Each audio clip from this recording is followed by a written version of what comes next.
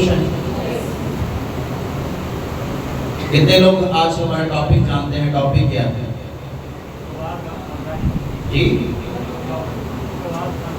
खुशगवार खानदानी जिंदगी।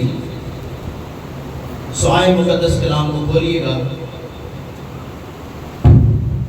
अच्छा, आप खुदा के कलाम की ताज़ीम के लिए खड़े रहेंगे, क्योंकि जब यहूदी रबी खुदा का कलाम खोलते थे तो कौम बनी इसराइल सारी खड़ी हो जाती है।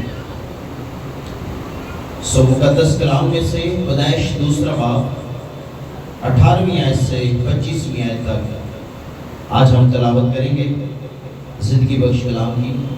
पैदाइश दूसरा बाब और उसकी 18वीं आयत से 25वीं आयत तक मेरे साथ मिलकर पढ़िएगा। और खुदा ने कहा कि आदम का अकेला रहना अच्छा नहीं, मैं उसके लिए एक मददगार उसकी मानद बनाऊंगा। और खुदा ने कुल दश्ती जानवर और हवा के कुल परिंदे मिट्टी से बनाए और उनको आदम के पास लाया कि देखे कि वो उनके क्या नाम रखता है। और आदम ने जिस जानवर को जो कहा वही उसका नाम ठहरा। और आदम ने कुल चिपाओं और हवा के परिंदों और कुल दश्ती जानवरों के नाम रखे, पर आदम के लिए कोई मददगार उसकी मानद न मिला।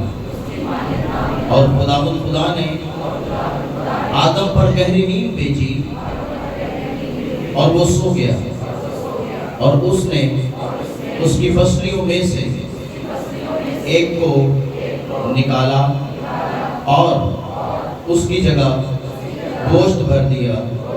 और खुदा उस फसली से जो उसने आदम में से निकाली थी एक औरत बनाकर उसे आदम के पास लाया। और आदम ने कहा कि अब तो ये तो आप मेरी हड्डियों में से हड्डी और मेरे गोश्त में से गोश्त है, इसलिए वो नारी कहलाएगी, क्योंकि वो नर से निकाली गई। इस वास्ते मर्द अपने माँ बाप को छोड़ेगा और अपनी बीवी से मिला रहेगा और वो एक तन होंगे। और आदम और उसकी बीवी दोनों नंगे थे और शर्माते ना थे। खुदा उनके पाक कलाम के पढ़े सुने और समझे जाने पर खुदा की बरकत हो। आए अपनी जगह पर तशरीफ रखेंगे, बैठिएगा, अपनी आंखों को बंद करेंगे और खुदा से कहेंगे, खुदा आज के कलाम को आसान करना।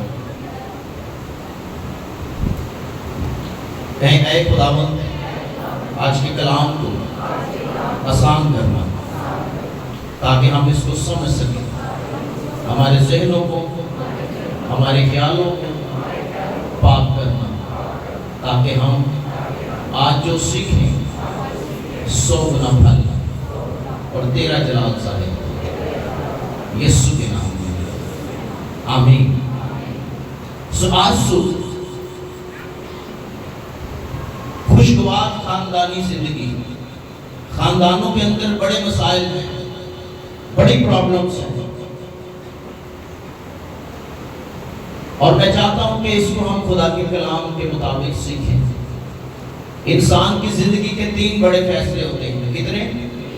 3 बड़े फैसले। पहला फैसला ये है जो उसने करना होता है कि उसने यीशु को कबूल करना है। किसको? यीशु को कबूल करना। यीशु को कबूल करके उसने अपनी जिंदगी खुदा के साथ गुजारनी होती है। ये उसका पर्सनल फैसला है, पर्सनल विल है, अपनी मर्जी है कि एक इंसान अपनी जिंदगी मसीह को देता है, नई पैदाइश हासिल करता है, तौबा करता है, बपतिस्मा लेता है और फिर ये फैसला करता है कि अब ये जिंदगी मैं खुदा के साथ गुजारूंगा, ये आइंदा की जिंदगी जो है ये मैं खुदा के साथ गुजारूंगा। अच्छा, जब एक इंसान फैसला करता है कि मैं तौबा करूंगा, मैं अपनी जिंदगी खुदावंद को दूंगा, तो तौबा करने के बाद फिर उसको पता चलता है कि खुदा कौन है। खुदा, जब आप तौबा करते हैं तो फिर आपको पता चलता है कि खुदा का मुकाशफा यानी बाप का मुकाशफा है। क्या है?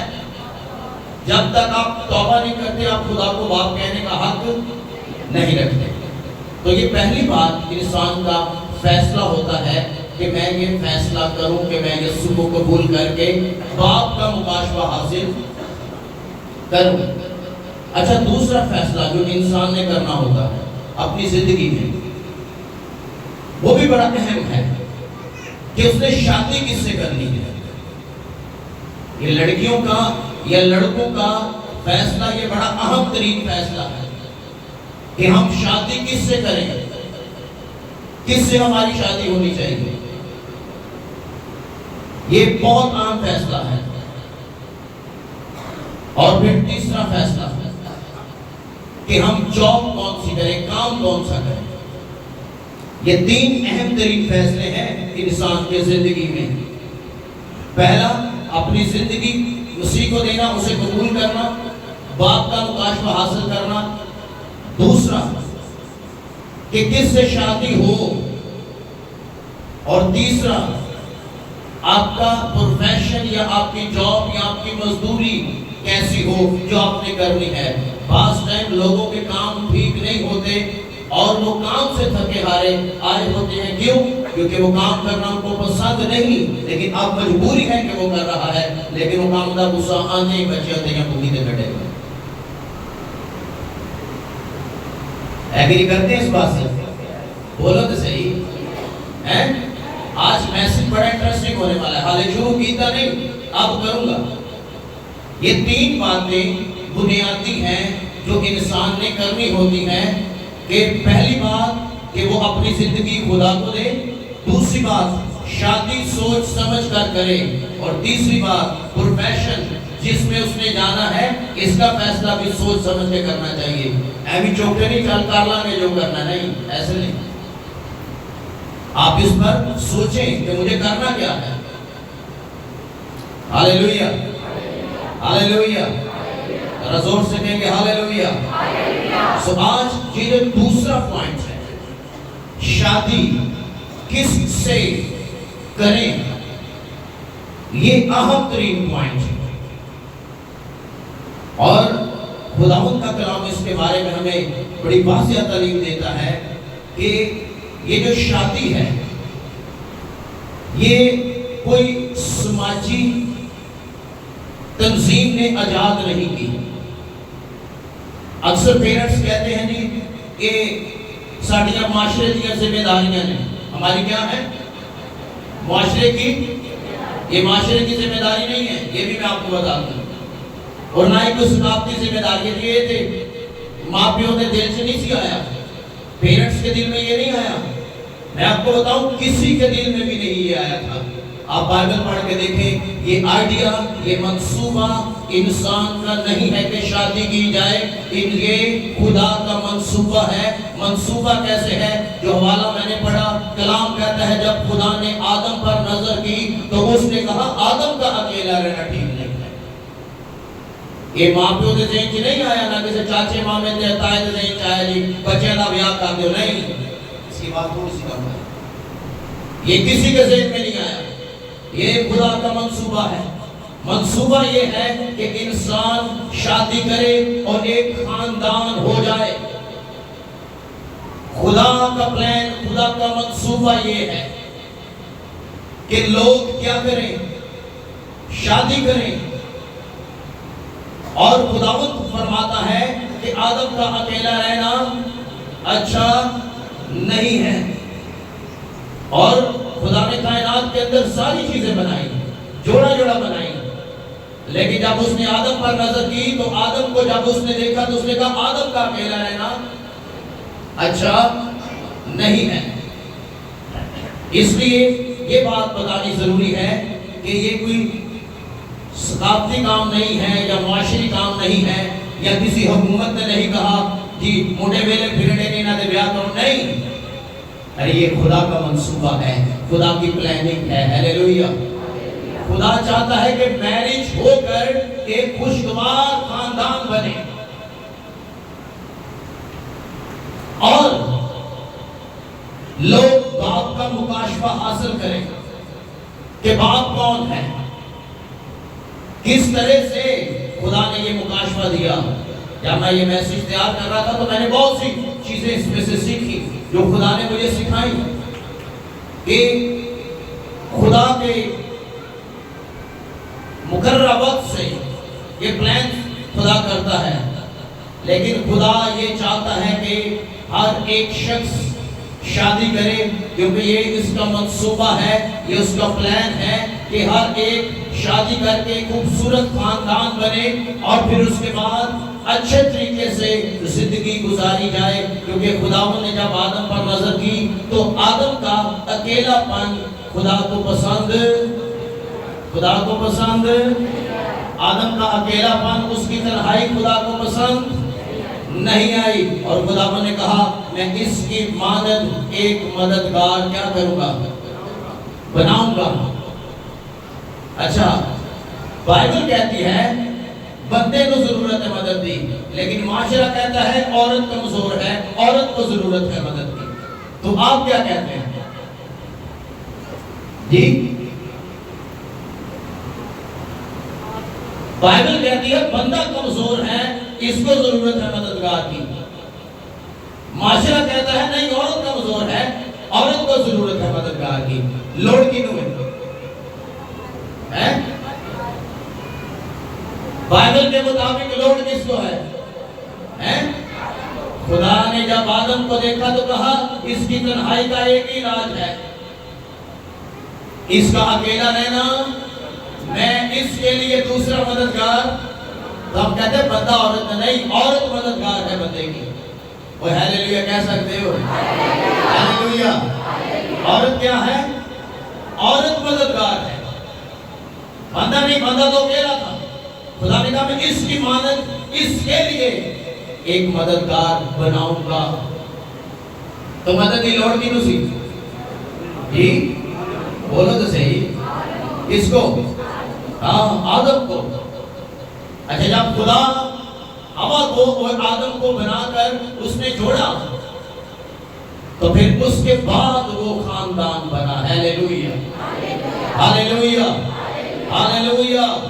और खुदा फरमाता है कि जब खुदा ने इनको जोड़ा है तो फिर ये खानदान एक तशकील दिया है। उसके बाद जाकर आदम बाप बना, इनके बच्चे हुए, एक खुशगवार खानदान बना। फिर उसके बाद आदम को बाप का मुकाशफा हुआ कि बाप कौन है, ये बिलंग अल्लाह से। लेकिन खुदा ने इसके लिए इसकी मानद एक दूसरा मददगार बनाया और उसके बाद खुदा ने खानदान तशकील दी। आमीन। ये जो खानदान बनाए गए हैं ये हम नहीं बनाते, इस बात को याद रखिएगा। बाइबल कहती है खानदान खुदा बनाता है और फिर खानदानों में खुदा खुद रहता है। जिस खानदान में खुदा नहीं वो खानदान बर्बाद हो जाएगा, क्योंकि किसी बंदे ने या किसी हुकूमत ने नहीं बनाया, ये खुदा का अपना प्लान है। जब खुदा ने आदम को देखा और उसने कहा इसका अकेला रहना ठीक नहीं, फिर हवा को लेकर आया और जब ये दोनों एक तन हुए तो खुदा ने बच्चे भी अता किए। हालेलुया। और इस तरह ये खुशगवार खानदान बना। आज अगर खानदानों में खुदा नहीं है तो फिर खानदान का हाल ठीक नहीं है। इसलिए गौर करें खुदा के कलाम पर। खुदा ने आदम के मुस्तकबिल के लिए एक मददगार बनाया और फिर वो औरत को बनाकर लाया। इसलिए खुदावंद का कलाम हमें ये सिखाता है, ये जो लफ्ज है ना मददगार, इसके लिए अबरानी का लफ्ज है एजर, और एजर का लफ्ज जो है ये खुदा के लिए इस्तेमाल होता है। किसके लिए? हाँ, अबरानी लफ्ज है एजर। एजर का मतलब है मददगार। आप जहाँ जहाँ पुराने अहदनामा में पढ़ेंगे ना, खुदा मेरा मददगार है, मेरी मदद तो आप ही रब आया, ये वहाँ पर अबरानी का लफ्ज एजर है। और एजर का ही लफ्ज औरत के लिए इस्तेमाल किया गया है। जब खुदा औरत को मददगार बनाकर आदमी के लिए यानी आदम के लिए लाया, तो वहाँ पर लफ्ज एजर लिखा है कि जैसे खुदा इंसानों का मददगार है, वैसे इंसान इंसान का मददगार है। Hallelujah, hallelujah. सो खुदावंद हमें बताता है कि इंसान जो है इसका अकेला रहना ठीक नहीं है। और फिर खुदावंद ने जब इन पर नजर की, इन्हें जोड़ा, तो फिर आगे चलकर हम देखते हैं कि खुदा ने आदम को, हवा को माँ बाप बनने का शर्फ भी बख्श दिया। और जब ऐसा हुआ तो फिर आदम को पता चला कि बाप कौन है। बाप कौन है जी? अच्छा, आदम से पहले भी बाप था, आदम से पहले भी बाप था। दुनिया बनी भी नहीं थी, बाप फिर भी था। कितने लोग ईमान रखते हैं?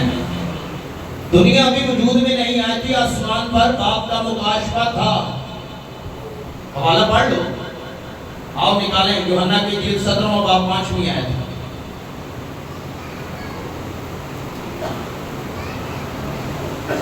जी पढ़ेंगे। और अब ऐ बाप, तू उस जलाल से जो मैं दुनिया की पैदाइश से पेशतर तेरे साथ रखता था, मुझे अपने साथ जलाली बना दे। बस अब ऐ बाप, जो जलाल में एक ही नहीं गया।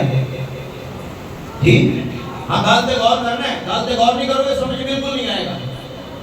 यीशु ने कहा किससे? कहा ऐ बाप, अब जो जलाल मैं दुनिया की, बोलो तो सही, दुनिया की आदम नहीं बने। एक याद रखियो, आदम दुनिया भी नहीं है, कोई चीज नहीं है, लेकिन बाप का मुकाशफा आसमान पर मौजूद है। हालेलुया। हम गौर करो ठीक तरीके से। बाप का मुकाशफा आसमान पर मौजूद है। मसीह ने खुद कहा, दुनिया से बेशतर मैं जो तेरे साथ जलाल रखता था, मुझे वैसे ही जलाली बना। हालेलुया।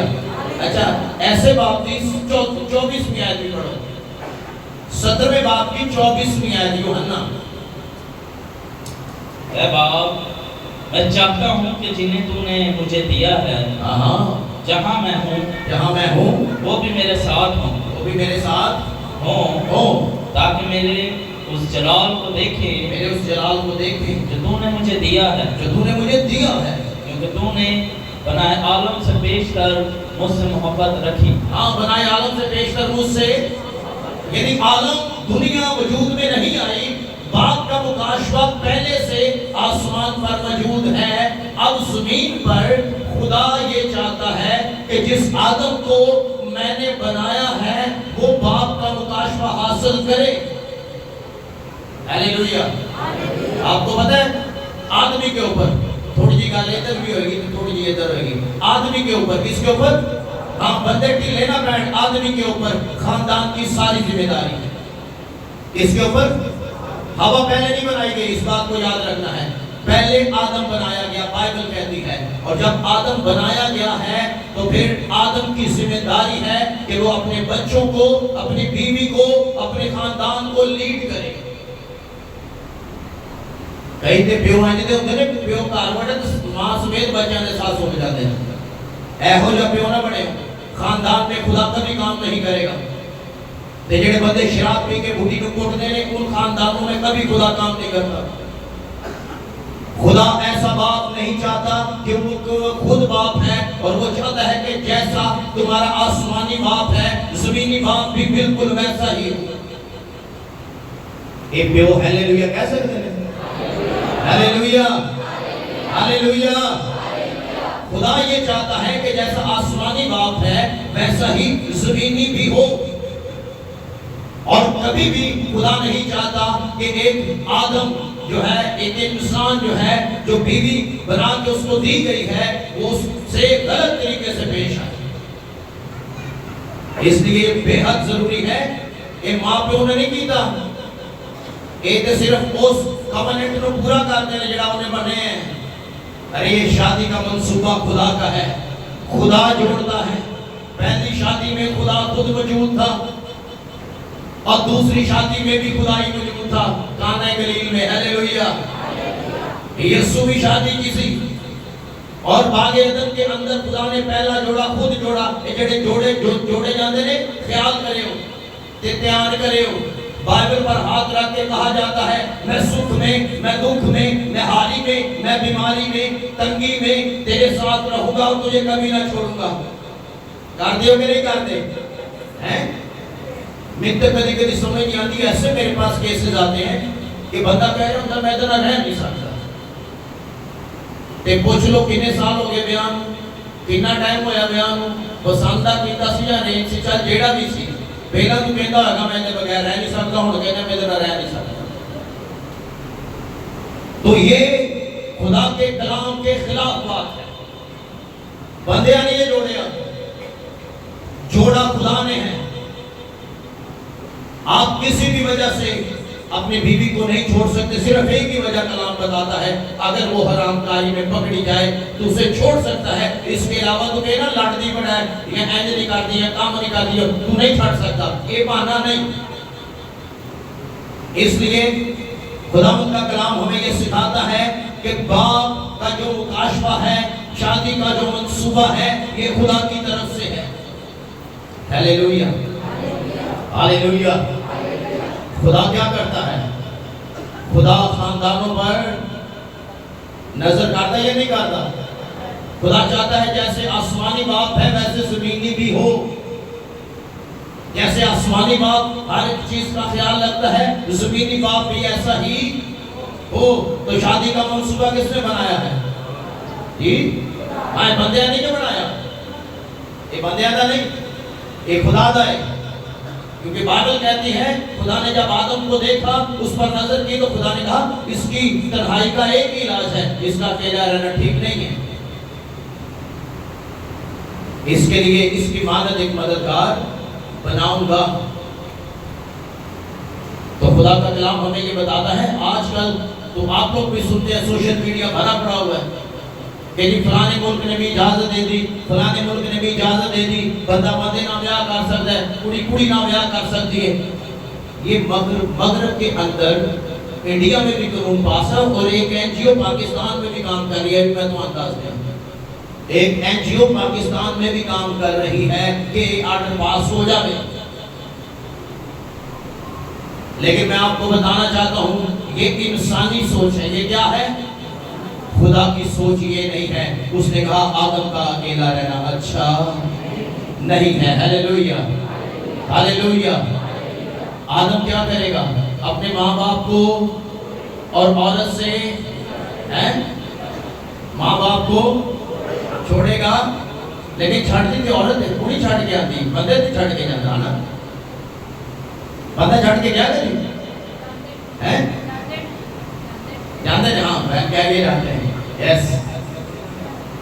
लेकिन कलाम कहते हैं आदम यानी आदमी अपनी माँ बाप को छोड़ेगा और औरत से, हैं, मिला रहेगा। तो खुदावंद का कलाम जो हमें बताता है, हमें उसके मुताबिक जिंदगी बसर करनी चाहिए। क्योंकि खुदा खानदानों पर होने दे हरगिज़ मतलब नहीं कि तू अपने माँ बाप की जिम्मेदारी भूल जाए। नहीं नहीं, ये गल मैं तो नहीं कह गया ते ना तू भैन भरावां नाल भी मुहब्बत छड़ देने, ये गल मैं बिल्कुल नहीं कही। लेकिन जो अवलीन रिश्ता है, दुनिया का जो पहला रिश्ता है, वो मियाँ और बीवी का है, हस्बैंड एंड वाइफ है। माँ बाप बाद में हैं, बहन भाई बाद में हैं, बच्चे बाद में हैं। पहले कौन है? बोलो तो सही, बोलो पहले कौन है? अच्छा तुसा जो पहले कौन है? पहले कौन है? कहीं की आवाज ही नहीं निकली। पहले क्या है? अब बाइबल कह रही है, मैं नहीं कह रहा, हवाला लेके ले जो घर जाके पढ़ेगा। पहले क्या है? बीवी, बाकी बात से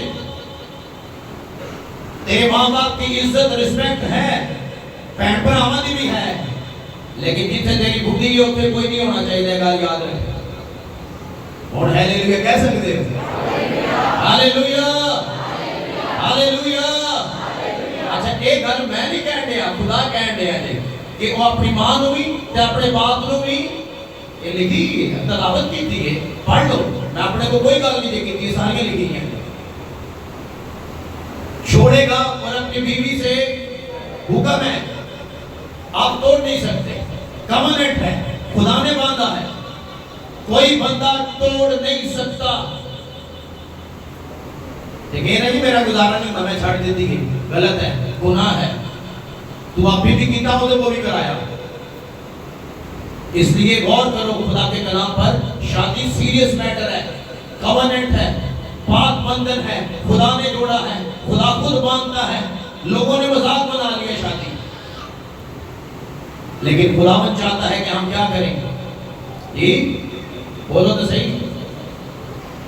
अगर तूने को फैसला करना है तो तेरे फैसले में ना तेरा चाचा, ना तेरा बाबा, ना तेरा मामा, ना तेरी फूफी, ना तेरी मासी हो, सिर्फ और सिर्फ तेरी बीवी हो और तेरे बच्चे हो। ये साडा पंजाबी कल्चर ही बदल रहा है। सलाह लेनी हो तो बुला लो जी, सारे हम आ जाओ। ते जेडी घर है जिन्हें खुदा ने मददगार तेरे बना के दिता, वो किधर जाए? अच्छा, ओनू कोने चलाए है, तू ना बोली, तेनू कुछ नहीं पता। लेकिन मैं आपको बताऊं, बाइबल गौर से पढ़ो, तेरे लिए मददगार है। तेरी बुद्धि तेरे ठीक मशवरा दे सकती है। उनका मतलब ना समझ, खुदा ने उसे अंदर अकल पाई है। जो भी कर गया, हालेलुया, हालेलुया। खुदा ने उसके अंदर हिकमत डाली है। गौर करो, बाइबल कहती है, जेडे बंदे कहते हैं मेरी बुद्धि को कुछ नहीं पता, नहीं, ये गल नहीं। कभी उन्हों चेक करते सही, उन्हों पूछते सही, तो पहले ही दाबा मार दे, तेरे को नहीं पता चलता। नहीं, बाइबल पढ़ भाई, तेरे को पढ़नी पड़ेगी। खुदा ने कहा आदम तेरी तन्हाई का इलाज की है, हालेलुया। उसका अकेला रहना ठीक, मददगार बीवी है। तेरे हर फैसले में तेरी बुद्धि आगे होए, तेरा खानदान पीछे होए, कोई गल नहीं, गुनाह नहीं है। बाइबल तेरी बुद्धि को आगे रखे है, तू भी आगे रख। उन्होंने किसी कोने च ना ला, दावा मार के उन्होंने बहाना। उन्होंने कह के हाँ, क्योंकि खानदान खुदा ने बनाया है, खुदा ने जोड़ा है। तेरे फैसले में तेरी बीवी, अगर तेरे बच्चे जवान है, शामिल कर।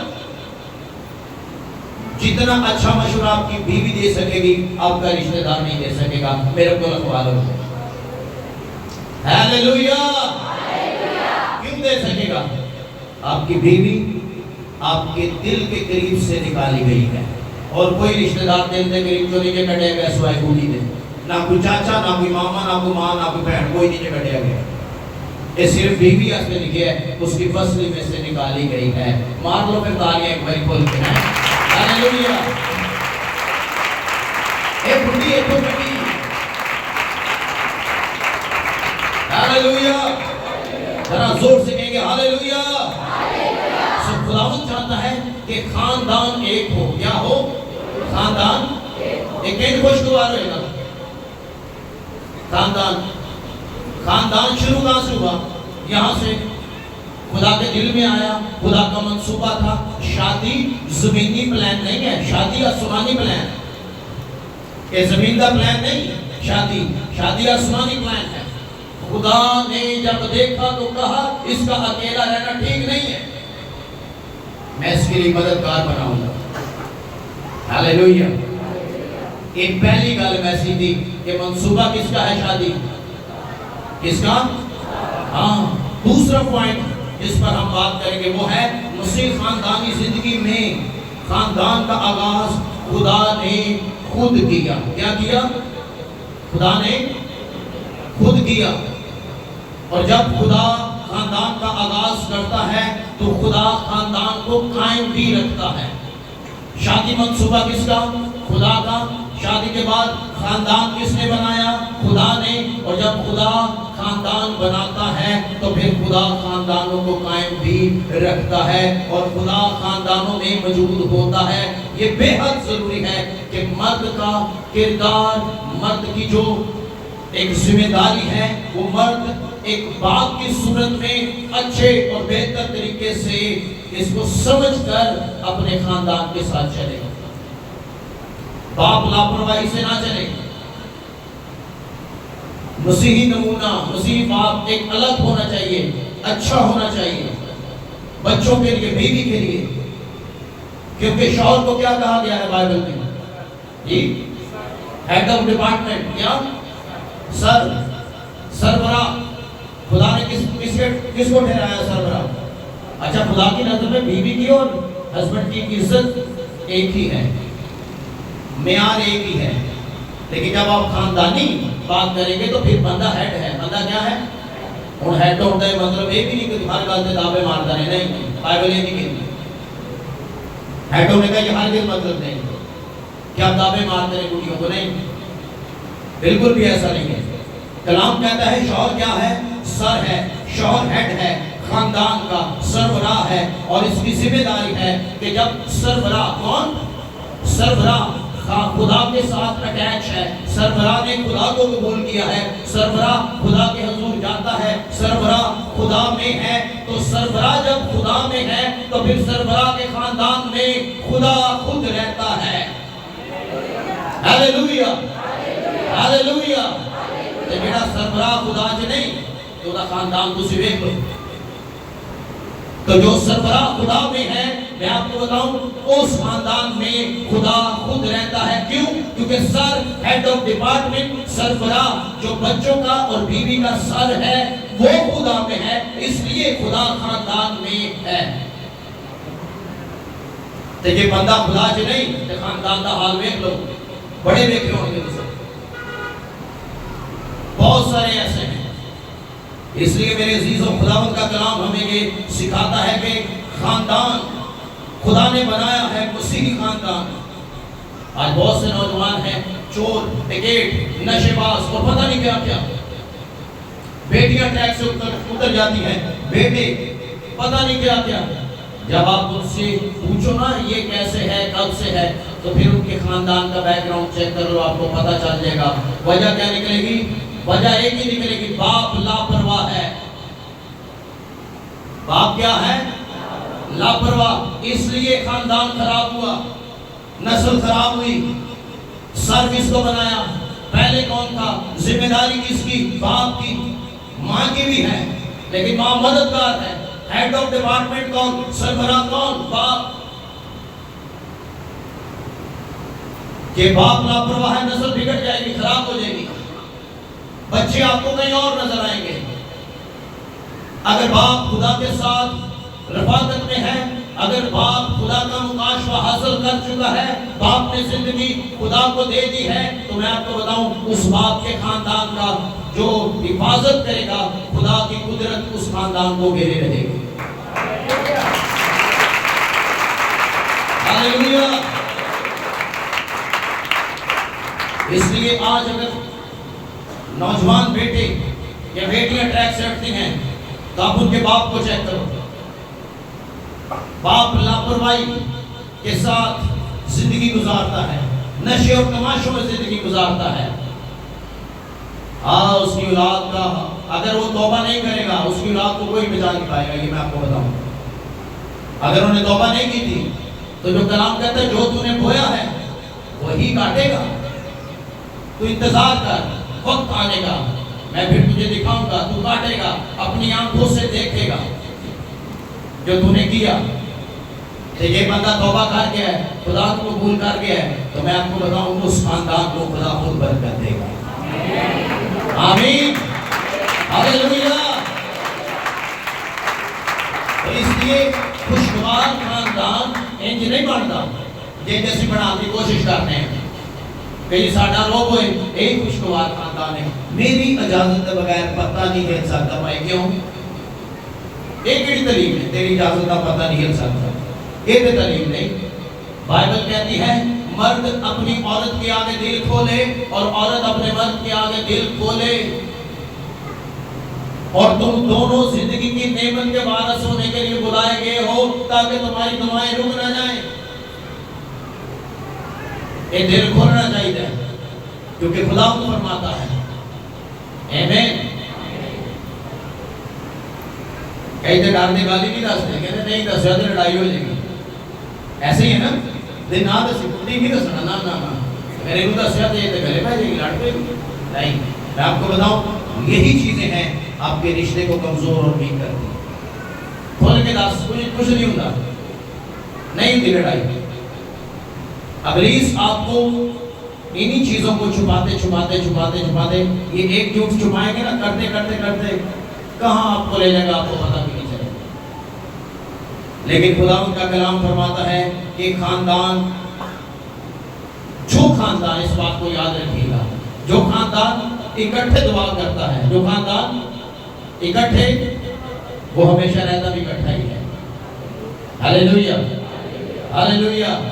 इसलिए खानदान की जिम्मेदारी, बाप की जिम्मेदारी, वो अपने बच्चों के साथ उनसे पूछे कि दुआ की नहीं की, कलाम पढ़ा नहीं पढ़ा। ये बाप की जिम्मेदारी है। हम हर एक चीज में अपने बच्चों को देखते हैं, लेकिन माँ बाप की ये भी जिम्मेदारी है कि बच्चे ने दुआ की है या नहीं की। ये जिम्मेदारी की थी। पहले कौन बनाया गया था? बाप से ज्यादा जोर मैं इसको देता है कि बाप पहला बढ़ाया गया, बाप पहले बनाया गया था। उसके बाद मददगार औरत बनाई गई, नारी नर से निकाली गई। इसलिए कलाम कहता है कि खुदावंद खानदानों के अंदर रहना चाहता है। खुदा चाहता है कि खानदान क्या हो, बरकत पाए, खानदानों को तरक्की मिले। आज बहुत सारे खानदान हैं जो खुदा के बगैर हैं। उन खानदानों में मुश्किलें हैं, परेशानियां हैं, औलाद नाफरमान हैं, बच्चे नशे में लगे हुए हैं और बदहाल हो चुके हैं खानदान। लेकिन अगर सरबराह सर ठीक है तो मैं आपको बताऊं खुदा खुद उस खानदान में रहता है। आमीन। एक खानदान में खुदा रहता है, पता कैसे चलेगा? खुदा खानदान में रहता है, पता कैसे चलेगा? ठीक, एक खानदान में खुदा रहता है, आपको पता चले बाकी जी हाँ इस भाई के घर में खुदा रहता है, मैं देखे। आपने कैसे देख लिया? पता कैसे चल गया आपको रहता है? कैसे? जी कामों से और जी मोहब्बत से। Very good. क्योंकि खुदा क्या है?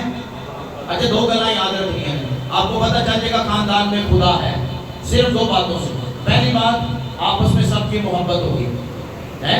कोई एक दूसरे को कुड़िया कुड़िया नहीं रहेगा, है? कोने से नहीं लगे रहेंगे, आपस में मोहब्बत, प्यार। सेकंड, आपस में यूनिटी, आपस में यूनिटी, इत्तेहाद होएगा। गल मनणगे, ये नहीं कहेगा जो तू कहने आ गलत है जो मैं कह रहा ठीक है, तीजा बोलेगा नहीं नहीं तुसा दोवा गलत किया, मैं जो कह रहा है ठीक है। नो, जो बात की जाएगी उस फैसले पर यूनिटी होगी। कहने जी जो तुसा कह देता है ही ठीक है, वहां खुदा रहता है। क्योंकि बाप और बेटा और रूहुल कुद्स ये तीनों यूनिटी में रहते हैं, अलग अलग नहीं है। इसलिए खानदान के अंदर खुदा दो चीजें देखता है, यूनिटी और दूसरा मोहब्बत, क्योंकि खुदा मोहब्बत है। हालेलुया।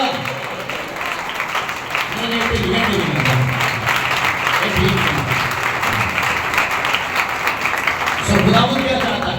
अच्छा, तीन बातें हमेशा याद रखनी है। अलग एक किस किसको आती है? अच्छे तीन नजर पढ़ो। अलग एक बेत एक ऐसे जीव से जी थे। अच्छा, ये तीन थे हमेशा याद रखने। कितने? तीन थे। पहला खुदा।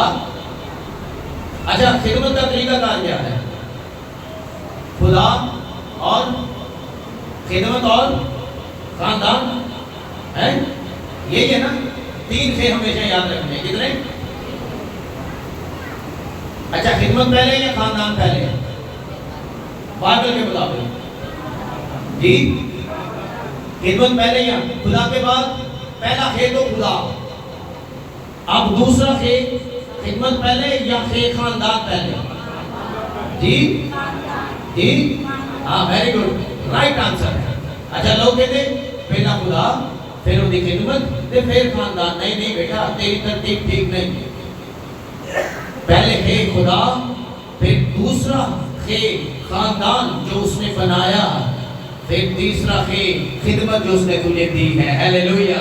एक तरतीब थी।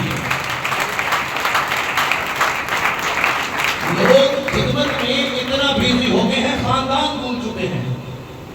मैं आपको बताऊं जो खानदान को नजरअंदाज करेगा उसकी खिदमत मौसर नहीं होगी, खिदमत खत्म हो जाएगी।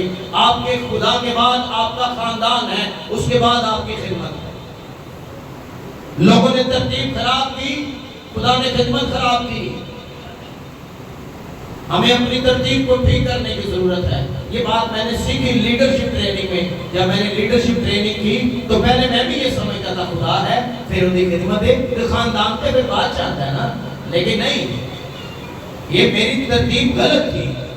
मुझे लीडरशिप ट्रेनिंग में जब मैंने एडवांस कोर्स किया तो वहाँ एक प्रीचर था अंग्रेज, उसने सिखाया हमें, बोला पहले खे खुदा है, देन फिर खे तेरा खानदान है, तेरी बीवी है, तेरे बच्चे हैं, तेरे घर वाले हैं, फिर उसके बाद तेरी खिदमत है जो मैंने तुझे दी है।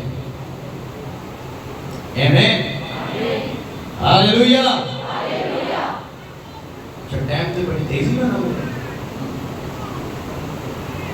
तो इस तरह खुदा फरमाता है कि खानदान की देखभाल करना बहुत जरूरी है कि आपका खानदान बहुत कीमती है, आपका खानदान बहुत। अभी सुना थोड़ा सा शॉर्ट करूंगा ताकि 15 मिनट में हम इसको कवर कर लें। खुदा का आपका खानदान जो खुदा ने बनाया वो बहुत ज्यादा, इसे नजरअंदाज ना करें। खिदमत गुजार खास तौर पर सुने, खानदान को नजरअंदाज ना करें। खानदान खुदा के बाद आपका खानदान है जो खुदा ने बनाया है और आपको दिया है। आपकी खिदमत बाद में है, बीच में आपका खानदान है। खानदान को देखो। कलाम कहता है अगर कोई अपने घर की ही देखभाल ना कर सकता वो कलीसिया की क्या करेगा? वो कलीसिया की नहीं कर सकता। बड़े खिदमत गुजार मैंने अपनी आंखों से देखे नाकाम हो गए, खिदमत खत्म हो गई। क्यों? वजह क्या बनी? खिदमत देखी, खानदान तरतीब गलत थी। तरतीब खुदा थे, फिर थे खानदान, फिर थे तेरी खिदमत। इसलिए ये बहुत ज्यादा जरूरी है। अगर कोई खिदमत में कामयाब होना चाहता है तो फिर उसे पहले खुदा, फिर उसके बाद उसका अपना खानदान। तो फिर खुदा फरमाएगा कि आप मैं तुझे इस्तेमाल करूंगा, तेरा खानदान कीमती है। और ये जो दो अशखास हैं, मियाँ और बीवी, हस्बैंड एंड वाइफ, ये खुदा की नज़र में बड़े कीमती हैं। इसलिए बहुत ज़्यादा ज़रूरी है कि हस्बैंड एंड वाइफ सुलह और सलामती के साथ, सुलूक के साथ रहें। तीसरी बात जल्दी से, शादी जिंदगी भर का अहद है। क्या है? जिंदगी भर का क्या है? अहद है, जिंदगी भर का। मौत जुदा करे तो करे, आप इसे छोड़ नहीं सकते, तोड़ नहीं सकते। ये नहीं कह सकते मेरी मन नहीं आन रही, नहीं, आप ऐसा कह नहीं सकते। पता है दूसरे बाप की 24वीं आयत में लिखा है कि इस वास्ते मर्द अपने माँ बाप को छोड़े और अपनी बीवी से मिला रहे, वो दोनों एक तन होंगे। ये जो लफ्ज है ना, एक तन, इसका मतलब पता है क्या है? लिटरली मीनिंग क्या है हिब्रू लैंग्वेज में, यानी अबरानी जुबान में?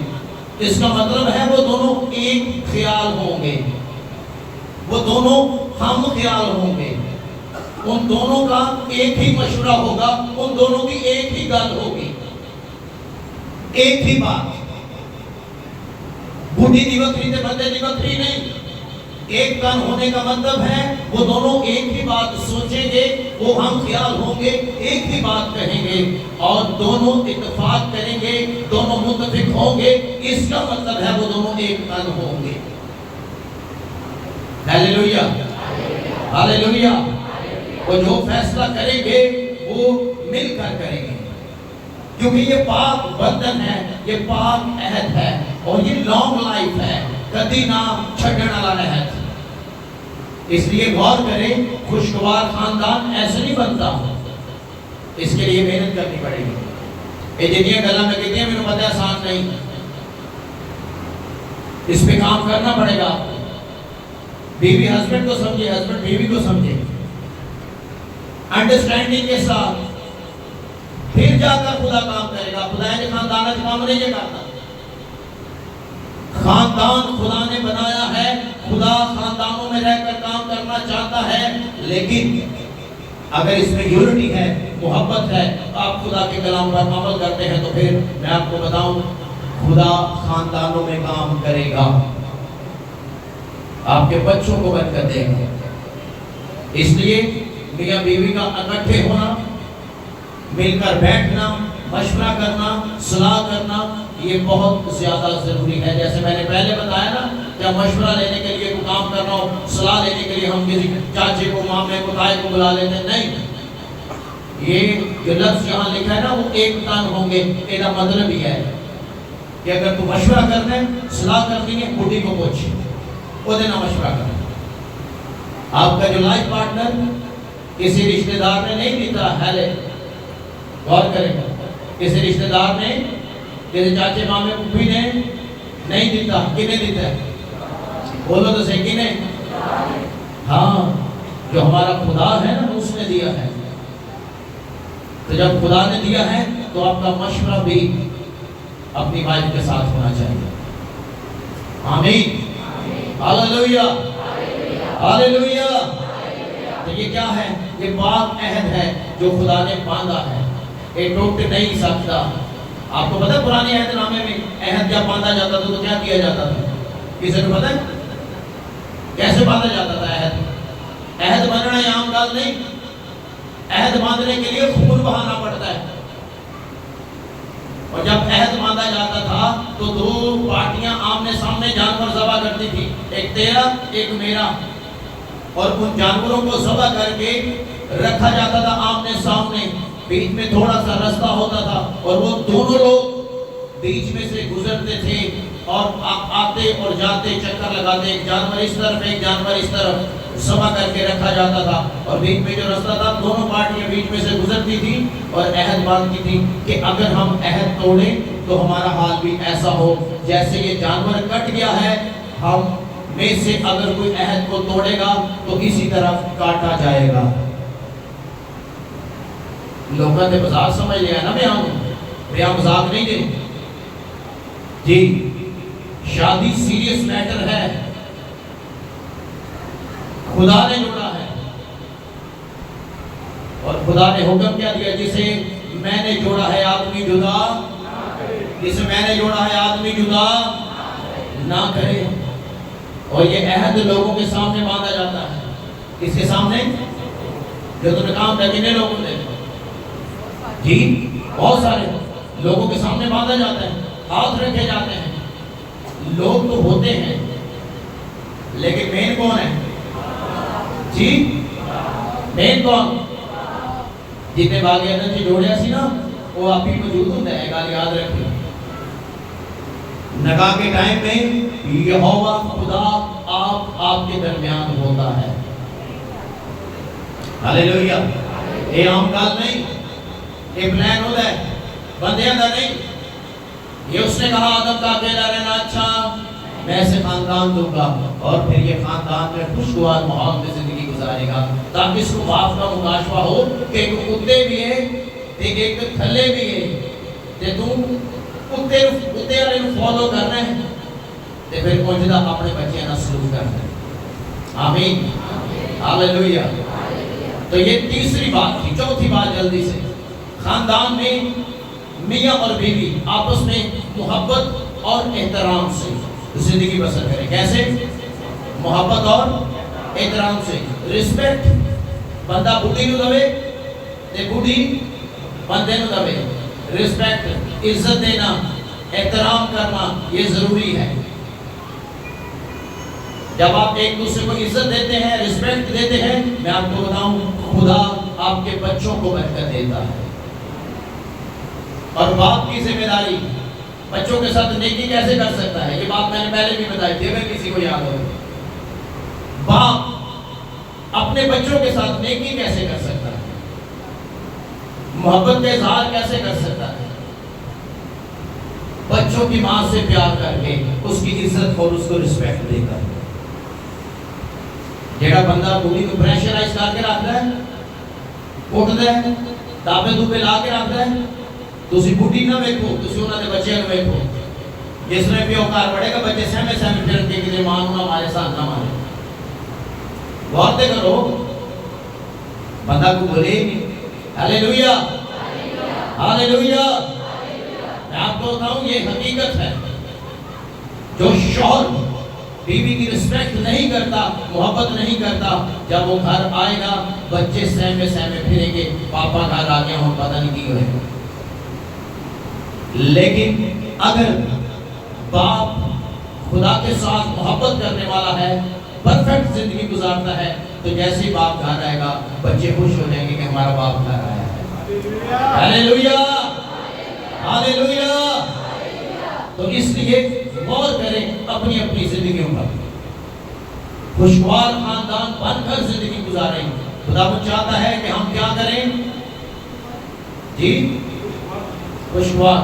अच्छा, बीवी की और बच्चों की जिम्मेदारी है कि वो अपने बाप पर ट्रस्ट करें, भरोसा भी करें। क्या हमारा बाप जो भी करेगा हमारे लिए अच्छा करेगा। बाप का खुदा परस्त होना ये बहुत ज्यादा जरूरी है, क्योंकि इसी से खानदान चलता है। ये खानदान का सर है, हेड है। तो पांचवी बात जल्दी से करेंगे। चौथी बात क्या थी? आपस में एक दूसरे के साथ प्यार और मोहब्बत, एहतराम, इज्जत, रिस्पेक्ट करना। पांचवी बात, खानदानी जिंदगी में, मुस्लिम खानदानी जिंदगी में वफादारी का होना बहुत ज्यादा जरूरी है। किसका?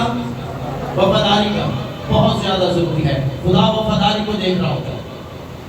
आजकल तो सोशल मीडिया का दौर है ना? सोशल मीडिया का दौर है। आपको पता है इसने बड़ा अहम किरदार अदा किया बेवफा होने में। किसने? सोशल मीडिया ने। आपके फेसबुक, ट्विटर, व्हाट्सएप और पता नहीं कौन कौन से अकाउंट ने बेवफा होने में, बेवफाई करने में, वफादार ना रहने में इसका अहम किरदार है सोशल मीडिया का। तो इसलिए सोशल मीडिया का इस्तेमाल करें, लेकिन अच्छे वे में करें, बेवफाई की सूरत में ना हो। ये हस्बैंड एंड वाइफ दोनों के लिए। आपको पता है ज्यादा तलाकें कैसे हुई हैं? सोशल मीडिया के जरिए। आप गूगल करके देखें ज्यादा तलाकें कैसे हुई? सोशल मीडिया के जरिए। क्योंकि सोशल मीडिया के जरिए लोग फ्रेंडशिप कर लेते हैं और फिर ये बात कहां से कहां चली जाती है। इसलिए ज्यादा किरदार कौन अदा कर रहा है? Social media. लेकिन अगर आप खुदा परस्त है, खुदा के साथ चलते हैं, तो फिर इसको अच्छे वे में इस्तेमाल किया जाएगा। आमीन, हालेलुया, हालेलुया, हालेलुया। हाथों को उठा करके हालेलुया। और ये हमारे अपने हाथ में है कि हम कैसे इसको इस्तेमाल करते हैं, सोशल मीडिया। छठी बात, बाप का बच्चों के साथ गुफ्तगू करना बहुत जरूरी है। बाप का बच्चों के साथ गुफ्तगू करना बहुत ज्यादा जरूरी है। बच्चों को अपने पास बिठाना, उनसे पूछना, नरम लहजे में बात करना, मोहब्बत भरी गुफ्तगू, ये बहुत ज्यादा जरूरी है। अगर आज आप अपने बच्चों को अपना दोस्त नहीं बनाएंगे, तो जो वो दोस्तियां बाहर ढूंढेंगे वो डेंजरस है, वो खतरनाक है। आप ये ना कहें मेरा रोग होएगा तो मेरा बच्चा कुछ नहीं करेगा, तेरे पता नहीं तेरा बच्चा कर भी छड़ेगा तेरा।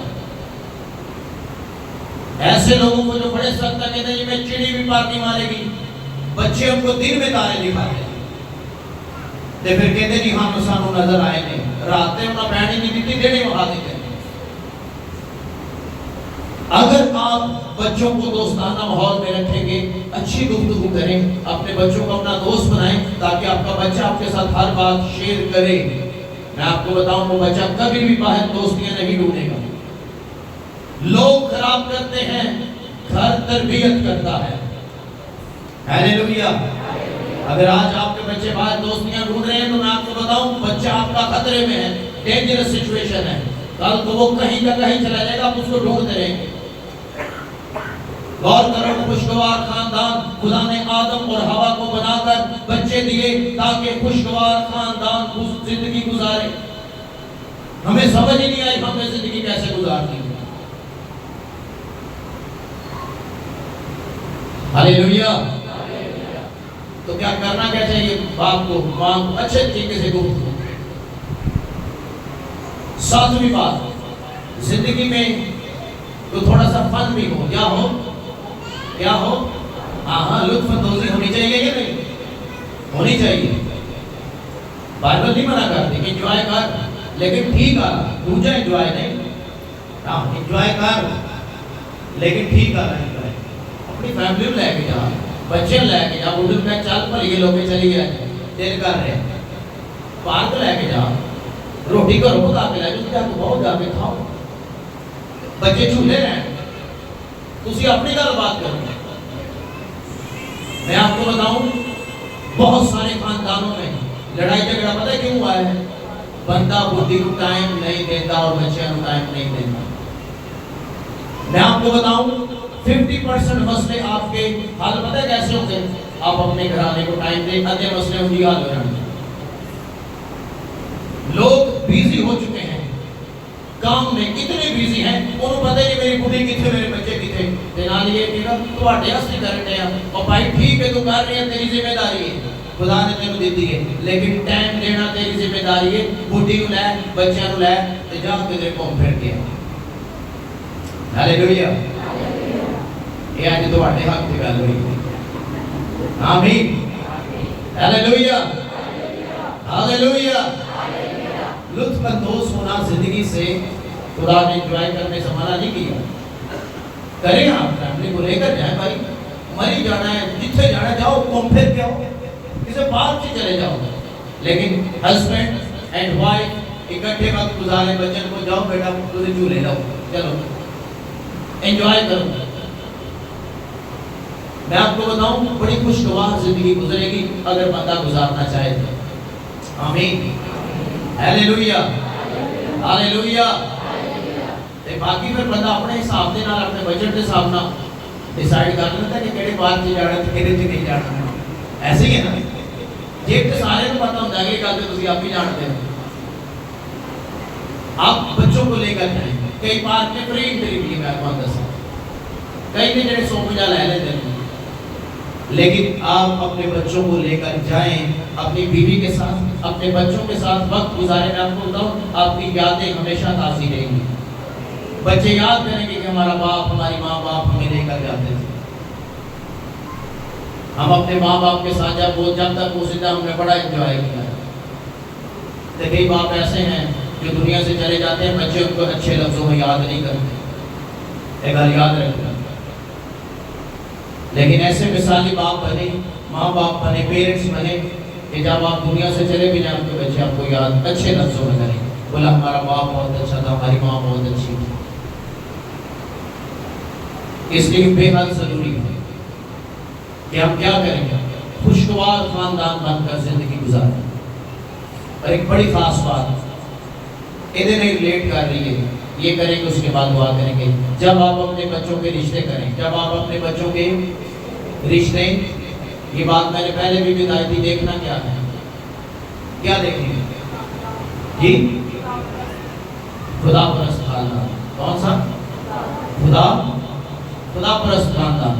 ये नहीं देखना गवर्नमेंट की नौकरी होए, घर अपना है, भावें जर्सी होए, मवाली होए, कुप्पी पीने वाला होए, कोई रौला नहीं, घर अपना होए। और भाई को अगर कुप्पी पीने वाला घर वेच देगा, उन्हें कुप्पी पीने वास्ते घर बेच देना। खुदा परस्त बंदे नूं औरत दे, जदों खुदा परस्त बंदे नूं कुड़ी दवोगे, यकीन मानो खुदा आप ही उन्हें घर भी दे देगा। लोगों को समझ नहीं आई, लोगों को समझ नहीं आती। वो कहते नहीं, घर अपना है, भावें शराबी हो फिर की भाई, तेनों की पता और साल 6 महीने बाद बिल्डिंग बनी जो फिर क्या होगा। हमेशा जब शादी करें तो रिश्ता सोच समझ कर करें। कभी जर्सी, मवाली, मावा गुटका 1-to-1 खाने वाले बंदे को कभी कोई ना देगा। वो कहते जी शादी तो पहला करता उन्हें क्या मैं ब्याह तो बाद छड़ दांगा एक झूठ जे ना उन्हें पहला छड़े ना उन्हें बाद छड़े ना ये झूठ है। कभी भी ऐसा फैसला ना करें, पेरेंट्स के ऊपर जिम्मेदारी है। ये खुदा ने डाली है, किसी पादरी ने या समाज ने या किसी सखावत ने नहीं पाई, खुदा ने डाली है। खुदा ने पहली शादी खुद की, खुद खानदान बनाया, और जब हम लड़के और लड़की की शादी करते हैं तो वो नया खानदान बन जाता है। ऐसे किसी शख्स को किसी बेटी के साथ ना ब्याह है जो इस तरह का आपको पता चल जाएगा ये इस तरह का है, कभी ना करो, रिश्ता उससे टाइम तोड़ दो। निकाह तो बाद नहीं के टूटता, निकाह तो बाद तोड़ना गुनाह है। निकाह तो पहला टूट सकता है। कंप्रोमाइज ना करेगा, बिल्डिंगा ना देखियो, ओशेमा ना देखियो, ओदा रूहानी किरदार देखियो कि बंदा खुदा दे नाल प्यार करना लगी ना है। मैं आपको बताऊं, खुदा के साथ जब आप चलते हैं आपके पास कुछ भी ना हो, सिर्फ खुदा हो। Hallelujah, hallelujah. मैं आपको बताऊं, मैं भी छोटी सी गवाही कि मैंने क्रॉसिंग में उस दिन शेयर की। जब मैं कराची आया तो मैं खुदा से कहता था तो मेरे कितने लैंदा ना को मेरी भैन, ना को मेरा भरा, ना को मेरा रिश्तेदार, तो मेरे इतने कितने लैंदा ना को मैंने कोई जानता है। लेकिन एक चीज मैंने तजर्बा की, मेरा खुदा मेरे साथ। तो मैं खुदा से गिले शिकवे करता था, मैं कहता तू मेरे कितने लैंदा कराची से, ये मेरे पसंद नहीं। तो खुदा मुझे एक ही बात सिखाता था, चुप करके पढ़। मैं स्टडी करता, बाइबल का स्टूडेंट था, मैं सीखता सीखता सीखता। अच्छा, जब मैंने खुदा से कहना शुरू किया जब मेरा कोर्स कंप्लीट होना था होया, तो मैं खुदा को क्या मैं कंप्लीट करके डिग्री लैके मैं टुर जाऊंगा, मैं नहीं रहूंगा कराची में। ये मेरी तो खुदा की गल होती सी। मैं खुदा को कहना मैं कि खुदा मैं टुर जाऊंगा, मेरा इतना कोई नहीं, मेरा दिल नहीं लगता कराची। अच्छा, मुझे नहीं पता था खुदा करने क्या वाला मेरे लिए। मैं कहता था ना मेरी माँ इतने, ना मेरा प्यो, ना मेरे भैन भरा, कोई भी इतने, मैं कहता माँ इतने। तो जैसे मेरी डिग्री कंप्लीट होने वाले कुछ 4 महीने रह गए, खुदा ने मुझे मिनिस्ट्रियां देनी शुरू कर दी। काम शुरू हो गया, मीटिंग शुरू हो गई। मीटिंग हमने वीरान रोड में शुरू कर दी। एल्डर साहब हमारे साथ हैं शुरू से, मुबशर इमरान भी, भाई नाज़म भी, भाई मैनुअल भी, ये जानते हैं। और मेरा उनसे टाउन से मीटिंग शुरू की। फिर इन्होंने कहा सर हमें संडे सर्विस भी करवाओ। मैं भी यार शेष है कोई नहीं। इन्होंने कहा घर से शुरू कर लेते हैं। हमारे शायद भाई पीछे बैठे हुए हैं, उन्होंने बोला यार पर हुई शुरू कर। हमने घर से शुरू की। अच्छा, 1.5 साल हो गया, घर के कलीसिया बढ़ने लग गई, लोग डिफेंस क्यों में आने लग गए। मुझे नहीं पता चला, मैं खुदा को यही कहता रहा मैं वापस रोज जाना है, मैं वापस रोज जाना है। उन्हें क्या नहीं, मैं तेन कराची चले आना, मैं तेन वैसे ही बरकत देनी। हालेलुया। तो बताने का मकसद ये है कि मैं कुछ सोच रहा था लेकिन खुदा मेरे लिए कुछ और सोच रहा था। बहन इधर बैठी हुई है, पता नहीं आई है या नहीं। साहिबा नहीं नहीं, मुझे उस दिन मैं गया तो बेटी है, उसने मुझे बोला भाई साहब खुदा ने आपको बड़ा मशहूर कर दिया। मैंने कहा क्यों? कह रही मैंने हैदराबाद में किसी को फ़ोन किया, आपका नाम लिया, उन्होंने बोला हाँ हम पास्टर रेहान को जानते हैं। बोले कराची में जिस जिस जगह नाम आपका लिया जाता है लोग बोलते हैं पास्टर रेहान को जानते हैं। मैंने कहा ये इज्जत मेरे खुदा ने मुझे दी, जाओ वो मेरे साथ था जब मैं इधर आया। मैं उसको कहता था मैंने कोई नहीं जानता, लेकिन उन्हें मेरे इतने रख के दसिया कि एक टाइम आएगा तेन सारी दुनिया जाने। हालेलुया। तो मैं ये गिले शिकवे करता रहता था खुदा के साथ, लेकिन खुदावंद ने कहा नहीं, देख मैं किसी मकसद से ले आता है। ये जितनी रूहें यहाँ बैठी हैं आप लोगों के लिए खुदा मुझे यहाँ लेकर आया। आमीन। सो खुदावंद की शुक्रगुजारी करते हैं आज के कलाम के लिए। खुदावंद इस कलाम के वसीला से हम सबको बहुत ज़्यादा बरकत दे। आए अपनी आंखों को बंद करेंगे, सलावत गाएंगे। खुदावंद हमारे बुजुर्ग आसमानी बाप यीशु के नाम में दिल और दिल की अथाह गहराइयों से तेरा शुक्र और तेरी तारीफ करते हैं। आज के कलाम के लिए, आज की सुख के लिए इन नेमतों, इन बरकतों के लिए तेरा शुक्र अदा करते हैं। खुदा पाक खुदा, तो आज के कलाम के वसीला से हम सबको बड़ी बरकत देना और खुदावंद हम सबको इस कलाम पर अमल करने की तौफीक देना, ताकि इसी तरह हम तेरे कलाम में बढ़े, तरक्की करें और तेरा जलाल हमारी जिंदगियों से जाहिर हो। खुदा पाक खुदा, मैं सबको बड़े ईमान से तेरे पाक हाथों में देता हूँ, यीशु मसीह के नाम में, आमीन।